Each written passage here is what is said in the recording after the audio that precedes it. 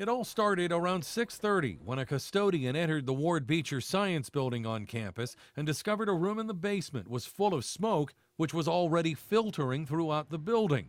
It houses a number of science labs and stored chemicals.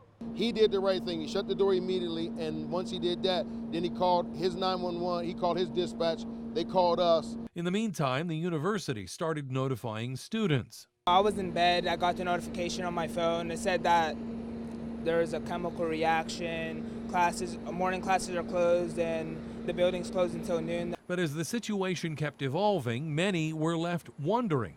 I thought it was just another false alarm. I thought maybe someone pulled a fire alarm, but then I got here and I saw these fire trucks and cop cars. Still unable to determine the source of the smoke, firefighters called for hazmat teams from both Mahoning and Trumbull counties, and crews could be seen donning protective suits and going inside. Ironically, students who had classes elsewhere on campus walked by seemingly unfazed by all the activity.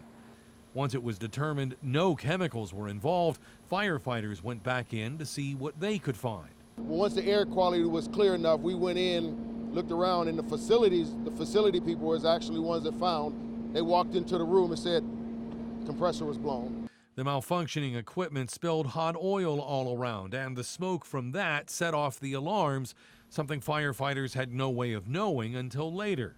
Since we have an unknown situation, we have to treat it as the worst case scenario until we find out that it's not. Fortunately, in this case, the situation was resolved and Ward Beecher was open again by noon. In Youngstown, Jerry Ricciuti, WKBN 27 First News.